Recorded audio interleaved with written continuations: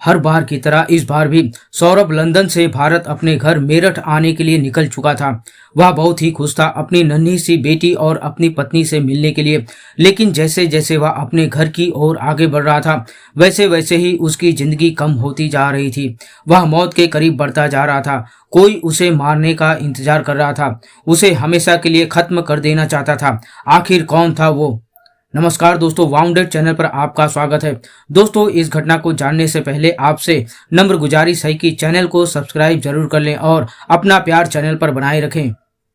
सौरभ के पिता आईओसी से रिटायर्ड हैं। सौरभ का एक भाई और एक बहन भी है। सौरभ भाई बहन में सबसे छोटा था। वह स्वभाव का चंचल था, लेकिन पढ़ाई में शुरू से ही होशियार था। सौरभ जब 13 साल का था तब पहली बार मुस्कान से उसकी मुलाकात हुई और दोस्ती हुई। 5 साल तक दोनों के बीच बातचीत चली और सौरभ ने घर में मुस्कान से शादी करने की इच्छा जाहिर की। परिवार ने इस शादी से मना कर दिया। उस वक्त सौरभ और मुस्कान दोनों नाबालिग थे। सौरभ ने 12वीं के बाद मर्चेंट नेवी का कोर्स किया और जॉब के लिए अप्लाई करने लगा। उस समय भी मुस्कान से मुलाकात का सिलसिला जारी था। इसी दौरान सौरभ को लंदन बेस्ड एक कंपनी के शिप में जॉब मिल जाती है। नौकरी लगने के बाद परिवार वालों को लग रहा था कि अब सब ठीक हो जाएगा। इसी दौरान साल 2016 में सौरभ लंदन से घर आया हुआ था और अचानक ही वह कहीं चला जाता है। परिवार वालों ने जब पता किया तो मालूम हुआ कि मुस्कान भी अपने घर पर नहीं है। परिवार ने सभी नात रिश्तेदारों और जानने वालों के घर सौरभ को तलाश किया, लेकिन उसका कुछ भी पता नहीं चला। तब उस वक्त मेरठ पुलिस उन दोनों को खोज कर लाई थी। सौरभ के माता पिता और परिवार वालों ने उसे बहुत समझाया कि मुस्कान को भूल जाओ, वो तुम्हारे लायक नहीं है, लेकिन वो नहीं माना और 3 महीने बाद अचानक फिर से दोनों घर छोड़कर चले गए। इस बार 3 दिन के बाद वे वापस आ जाते हैं। सौरभ मुस्कान को छोड़ना नहीं चाहता था। इसके बाद एक दिन सुबह 5 बजे फिर दोनों घर छोड़कर चले गए और इस बार दोनों शादी करके वापस आए। सौरभ की मां ने कहा, जब सौरभ ने शादी कर ली तो हमने भी मुस्कान को स्वीकार कर लिया। सौरभ और मुस्कान की शादी 2016 में हुई थी। इस शादी से उन्हें एक बेटी भी हुई। मुस्कान शादी के बाद परिवार के साथ 1-1.5 साल तक रही। वह छोटी छोटी बातों को लेकर लड़ती थी। मुस्कान कभी भी घर का खाना नहीं बनाती थी। छोटी छोटी बात पर वो घर वालों से विवाद करने लगी। हमारे घर में अशांति रहने लगी। उसका व्यवहार परिवार वालों से कुछ खास अच्छा नहीं था। जब सौरभ लौट कर आया तब हमने उससे सारी बात बताई। इसके बाद सौरभ हमको छोड़कर किराए के मकान में रहने चला गया। इसके कारण सौरभ के पिता बहुत नाराज हुए। उन्होंने सौरभ को डांटा और परिवार से बेदखल कर दिया। उससे बातचीत भी बंद कर दी। घर से जाने के बाद सौरभ अपनी मां से बात करता रहता था, वो चाहे मेरठ में हो या चाहे फिर लंदन में। मुस्कान ने 2018-19 में घर छोड़ दिया था। उसने जाते समय कहा था, मैं तुम्हें तुम्हारे लड़के का मुंह नहीं देखने दूंगी। घर से अलग होने के बाद किराए के मकान में मुस्कान के साथ कुछ समय रहने के बाद सौरभ वापस लंदन चला जाता है। यहाँ मुस्कान घर पर अकेली रहती है। इसी बीच मुस्कान की साहिल नाम के लड़के से मुलाकात होती है और वे दोनों काफी नजदीक आ जाते हैं। मुस्कान और साहिल का रिश्ता नया नहीं था। दोनों बचपन में एक दूसरे को जानते थे, साथ खेले, साथ पढ़े। ब्रह्मपुरी के एक स्कूल में दोनों 8वीं तक साथ पढ़ चुके थे। फिर स्कूल बदल गए, रास्ते अलग हो गए, जिंदगी आगे बढ़ती है। लेकिन कई सालों बाद सोशल मीडिया ने उन्हें फिर से मिला दिया। इनके स्कूल के पुराने दोस्तों ने एक व्हाट्सएप ग्रुप बनाया जिसमें मुस्कान और साहिल भी जुड़े।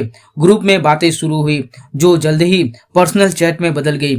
मुस्कान शादीशुदा थी, लेकिन सौरभ लंदन जा चुका था और यहाँ मुस्कान अकेली रहती थी। साहिल से उसकी बातें और मुलाकातें बढ़ती गई। वो मेरठ के बाजारों में मिलने लगे, साथ घूमने लगे और ये दोस्ती इश्क में बदल गई। साहिल मुस्कान की जिंदगी का हिस्सा बन चुका था। अब साहिल अक्सर मुस्कान के घर आने जाने लगा। यहाँ तक कि दोनों घर में शराब भी पीते थे और नशा भी करते थे।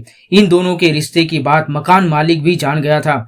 2 साल बाद 2021 में जब सौरभ लंदन से मेरठ घर वापस आता है तो मकान मालिक ने मुस्कान और साहिल के संबंध के बारे में बताया कि जब तुम यहाँ नहीं रहते हो तो तुम्हारी गैर हाजिरी में यह लड़का तुम्हारे घर पर आता रहता है। तब सौरभ ने मुस्कान का मोबाइल चेक किया और दोनों के बीच हुए चैट को जब देखता है तो वह आग बबूला हो जाता है और दोनों के बीच झगड़ा हो जाता है। सौरभ मुस्कान को अब तलाक देना चाहता था, लेकिन वह अपनी बेटी के बारे में सोचकर पीछे हट जाता है। सौरभ ने अपने भाई को बताया था कि मुस्कान का किसी लड़के से अफेयर है। तब सौरभ के भाई ने उसे समझाया कि मुस्कान को छोड़कर हमारे पास लौट आओ। सौरभ ने तलाक का केस फाइल किया था, लेकिन मुस्कान पैसों की वजह से तलाक नहीं देना चाहती थी। सौरभ मुस्कान को बहुत प्यार करता था, इसलिए उसने कभी तलाक का दबाव नहीं बनाया। इसी तरह उन दोनों के बीच अक्सर झगड़े हुआ करते थे। इन्हीं झगड़ों के बीच 2023 में सौरभ फिर से लंदन चला गया। अब मुस्कान और साहिल फिर से आजाद थे। सौरभ के बड़े भाई के अनुसार सौरभ ने 2023 में मर्चेंट नेवी की जॉब छोड़ दी थी, लेकिन उसने जॉब क्यों छोड़ी ये हमें कभी नहीं बताया। वो अपनी प्रोफेशनल लाइफ को बहुत शेयर नहीं करता था। वो अपने पैसे क्या करता था, कहाँ भेजता था, हमें कभी नहीं बताया। अब वह लंदन में किसी बड़ी बेकरी में जॉब करने लगा था। उसका पेमेंट भी अच्छा था।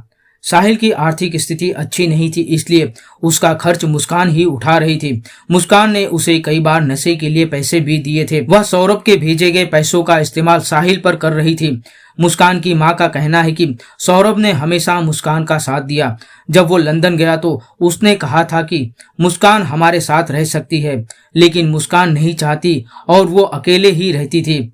उन्होंने बताया कि मुस्कान का वजन भी काफी कम होने लगा था, तो हमने सोचा कि हमसे दूर रहती है इसलिए परेशान है। हमें नहीं पता था कि साहिल के साथ वो ड्रग्स भी ले रही है। फिर पूरे 2 साल बाद फरवरी 2025 में मुस्कान और साहिल की आजादी खत्म होने वाली थी, क्योंकि सौरभ 24 फरवरी को लंदन से 2 साल बाद मेरठ अपने घर लौट रहा था। सौरभ सोच रहा था सब कुछ पहले से अच्छा हो जाएगा। मैं मुस्कान के बर्थडे पर पहुंचूंगा तो वह बहुत ही खुश हो जाएगी। वो उसका बर्थडे मनाने आ रहा था, लेकिन इधर मुस्कान कुछ और ही प्लान करके बैठी थी। उसका इरादा ठीक बर्थडे वाले दिन यानी 25 फरवरी को ही सौरभ को मार डालने का था। प्लानिंग थी कि शराब में बेहोशी की दवा मिलाकर उसे पिला देंगे, फिर मार डालेंगे, मगर उस रात सौरभ ने शराब पीने से मना कर दिया था। 25 फरवरी वाली प्लानिंग फेल हो गई और सौरभ बच गया।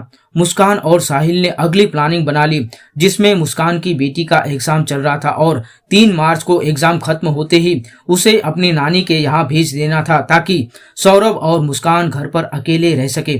बेटी का एग्जाम खत्म होने पर मुस्कान के कहने पर सौरभ उसे उसकी नानी के यहाँ छोड़कर आ जाता है। अब दोनों घर में अकेले थे। इसी का फायदा मुस्कान उठाना चाहती थी। इसी तरह दूसरी तरफ साहिल शुक्ला, जो अंधविश्वासी था, उसे भी मुस्कान ने अपनी जाल में फंसाया था। साहिल की मां का देहांत हो चुका था, मगर उसने अपनी मां के नाम पर स्नैपचैट पर एक अकाउंट खोल रखा था। उसे यह लगता था कि उसकी मुर्दा मां इस पर उससे बातें करती है। ये बात मुस्कान को भी पता था, इसलिए मुस्कान ने अपने भाई के मोबाइल नंबर पर एक अकाउंट खोला और उसी नंबर के जरिए वो साहिल की मां बनकर मैसेज करती थी कि मुस्कान अच्छी लड़की है, तू उसके साथ खुश रहेगा। इस वजह से साहिल मुस्कान से और ज्यादा प्यार करने लगा था। शायद माँ वाली बात और अंधविश्वास का ही असर था कि वो मुस्कान से शादी करना चाहता था और वो सौरभ को रास्ते से हटाना चाहता था। इन दोनों ने पिछले साल नवंबर में ही सौरभ के मर्डर का प्लान बना लिया था कि इस बार सौरभ के मेरठ आते ही उसे मार डालेंगे। सबसे पहले दोनों ने सोचा कि कत्ल के बाद लाश का क्या करेंगे, उसे जमीन में गाड़ देंगे, लेकिन इस काम में पकड़े जाने का डर था। तब उन्होंने दूसरे 2 आइडिया पर काम किया। पहला, लाश के टुकड़े करके बैग में रखकर कहीं फेंक आएंगे, या फिर उसे ड्रम में डालकर उसमें सीमेंट का घोल डालकर बंद कर देंगे। यह आइडिया साहिल का था। इस काम को अंजाम देने के लिए मुस्कान ने 800 रुपए में 2 बड़े चाकू खरीदे थे। दुकानदार के पूछने पर उसने कहा कि यह घर पर मुर्गा काटने के लिए चाहिए था। साथ ही उसने एक उस्तरा भी खरीदा था। इन्हीं चाकू से उसने सौरभ को मारने की प्रैक्टिस भी की थी। सौरभ की बहन ने बताया कि सौरभ जब भी लंदन से मेरठ आता तब वह घर पर माँ से जरूर मिलने आता। हमें पता चला कि मुस्कान सौरभ का ख्याल नहीं रखती थी, न ही अपनी बेटी पीहू का ख्याल रखती थी। बेटी पीहू भी ज्यादातर अपनी नानी के घर यानी मुस्कान की माँ के पास ही रहती थी। भाई के लिए मुस्कान खाना नहीं बनाती थी। वह नशा करने लगी थी, बाहर लड़कों के साथ घूमती थी। भाई जब भी मेरठ आता यहाँ दोनों के बीच झगड़े होते थे। भाई अक्सर खाना खाने माँ के पास आ जाता था। 3 मार्च की रात को भी वह घर पर खाना खाने ही आया था, लेकिन उस दिन उसने कहा कि खाना पैक कर दो, मुस्कान भी भूखी होगी, वह भी खा लेगी। वह खाना लेकर घर पर आता है और मुस्कान खाने में चालाकी से बेहोशी की दवा मिला देती है, जो उसने बड़ी ही चालाकी से मेडिकल स्टोर से खरीदा था। खाना खाने के बाद सौरभ सोने चला गया।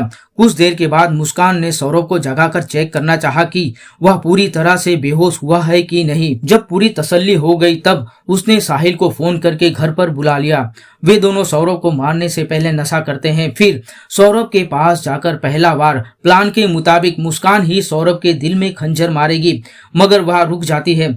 वह ऐसा नहीं कर पाती। तब साहिल ने मुस्कान के खंजर पकड़े हाथों को पकड़कर सीधा खंजर सौरभ के दिल में उतार देता है। इस तरह बेहोश सौरभ के सीधे दिल पर मुस्कान और साहिल ने चाकू के 3 वार किए थे। हर वार में चाकू के दस्ते पर मुस्कान और साहिल दोनों के हाथ थे। उन्हें डर था कि कहीं सौरभ चाकू के वार से चीख ना पड़े, इसलिए उन्होंने कमरे का कूलर भी ऑन कर दिया था। कत्ल के बाद कमरे के साथ लगे बाथरूम में साहिल और मुस्कान ने सौरभ की लाश के टुकड़े किए थे। पहले सौरभ का सिर धड़ से अलग किया गया, फिर उसकी दोनों हाथों की हथेलियां काट ली गई। लाश के टुकड़े करने के बाद इसी कमरे में 2 बैग में उन टुकड़ों को रखा गया। उसी रात करीब 3 बजे एक बैग में सिर और हथेली लेकर साहिल कमरे से बाहर आया और अपने घर की तरफ चल पड़ता है। साहिल के जाने के बाद मुस्कान कमरे में अकेली थी। सौरभ का धड़ एक बैग में था जो उसी बेड के नीचे रखा था जिस पर मुस्कान बैठी हुई थी। मुस्कान को कमरे में डर लगने लगा था। उसने साहिल को फोन किया और बताया कि उसे डर लग रहा है। तब साहिल ने कहा, तुम एक काम करो, मेरे घर पर आ जाओ। और रात में वो साहिल के घर पर पहुंच जाती है। दोनों वहीं सो जाते हैं। अगली सुबह 4 मार्च को साहिल और मुस्कान कत्ल वाले रूम पर पहुंचकर ऑनलाइन ब्लीच पाउडर मंगवाकर पूरा कमरा साफ करते हैं। शव को छिपाने के लिए पहले मुस्कान और साहिल ने बैग का इस्तेमाल करने की योजना बनाई, लेकिन जब शव बैग में नहीं आया तो उन्होंने नया तरीका निकाला। मुस्कान ने एक बड़ा नीले रंग का प्लास्टिक का ड्रम खरीदा और सीमेंट भी खरीद कर लाई।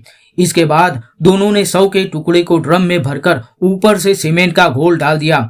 लाश को पैक करने के बाद ये दोनों 4 मार्च की शाम को कैब बुक करके शिमला घूमने निकल जाते हैं। जाते समय मुस्कान सौरभ का मोबाइल अपने साथ लिए रहती है और वहां से सौरभ की बहन को सौरभ बनकर उसके ही मोबाइल से मैसेज भेज रही थी, जिससे सभी को लगे कि सौरभ जिंदा है। करीब 15 दिन घूमने के और मौज मस्ती करने के बाद अब तक दोनों के सारे पैसे खर्च हो चुके थे। दोनों मेरठ आने का फैसला करते हैं। वे लोग 17 मार्च को वापस आते हैं और ड्रम को ठिकाने लगाने में जुट जाते हैं। उन्हें अंदाजा नहीं था कि ड्रम इतना भारी हो जाएगा कि वो उठा नहीं पाएंगे। बहुत ही कोशिश करने के बाद दोनों ड्रम को उठा नहीं पाए। इसके बाद उन्होंने मजदूर को बुलाया। उन्होंने मजदूरों से कहा कि ड्रम को उठाकर कहीं फेंक आए। मजदूरों ने भी काफी कोशिश की, लेकिन वो भी ड्रम को उठा नहीं पाए। बार बार उठाने के प्रयास में ड्रम का ढक्कन खुल जाता है, जिससे अंदर शव के टुकड़ों से बदबू आने लगी। इसमें उन्हें कुछ गलत लगने पर वे उसे छोड़कर भाग जाते हैं। मुस्कान और साहिल ड्रम को ठिकाने नहीं लगा पाए। आखिरकार मुस्कान मायके चली गई और साहिल अपने कमरे पर वापस चला जाता है। वहां पहुंचकर मुस्कान रो रो कर अपनी मां से कहने लगी कि सौरभ नहीं रहे, सौरभ का मर्डर हो गया है। उसकी मां ने पूछा कि किसने किया यह सब। मुस्कान ने कहा कि सौरभ के घर वालों ने ही उसे मार दिया है, क्योंकि वो मुझे छोड़ नहीं रहे थे। उसके घर वाले तलाक चाह रहे थे, इसलिए उसके घर वालों ने ही उसे मार दिया है। माँ को उसकी बात पर यकीन नहीं हुआ। मुस्कान पापा के इमोशन का फायदा उठाती थी। वह पापा को उलझा देती थी। उन्होंने उससे कहा कि बेटा अब तुम फंस तो गई हो, चाहे तुमने ये किया है या नहीं, जेल तो जाना ही पड़ेगा। उसके पापा ने तो ये भी कहा कि मुस्कान तू गलत भी है तो भी बता दे, मैं तेरा साथ दूंगा। ये कहने के बाद उसने कहा कि मैंने और मेरे साथ एक लड़के ने सौरभ का मर्डर किया है। मुस्कान के माता पिता उसे पुलिस स्टेशन लेकर जाते हैं और सारी बात बताते हैं, जिसे सुनकर पुलिस वाले भी सोच में पड़ जाते हैं। पुलिस वहां पहुंचती है और उस ड्रम को कब्जे में लेकर आगे की कार्यवाही के लिए भेज देती है। मुस्कान और साहिल को पकड़कर जेल में भेज दिया जाता है। उस ड्रम में सीमेंट जम जाने के कारण उसे कटर से काटा जाता है और जमे सीमेंट को तोड़ने पर उसमें से सौरभ के कटे हुए टुकड़ों को बाहर निकाला जाता है। मुस्कान से पूछने पर उसने सौरभ के कत्ल की वजह नशा बताया। सौरभ के आने से उसे नशा करने को नहीं मिलता, उसका नशा बंद हो जाता। लेकिन साहिल ने ये सब क्यों किया? साहिल ये सब कुछ सिर्फ मुस्कान से शादी करने के लिए कर रहा था, लेकिन वहीं पर मुस्कान साहिल से शादी करना ही नहीं चाहती थी। मुस्कान के माता पिता ने भी कहा कि मुस्कान ने बहुत ही जघन्य अपराध किया है, उसे फांसी ही मिलनी चाहिए। वहीं सौरभ के परिजनों ने मुस्कान के माता पिता पर आरोप लगाया है कि वो जो कह रहे हैं कि उन्हें घटना की जानकारी नहीं थी, वो पूरी तरह से पुलिस को गुमराह कर रहे हैं। दोस्तों, इस घटना और कहानी पर आपकी क्या राय है, कमेंट में जरूर बताएं। साथ ही चैनल को सब्सक्राइब जरूर कीजिएगा। मिलते हैं फिर अगली वीडियो में।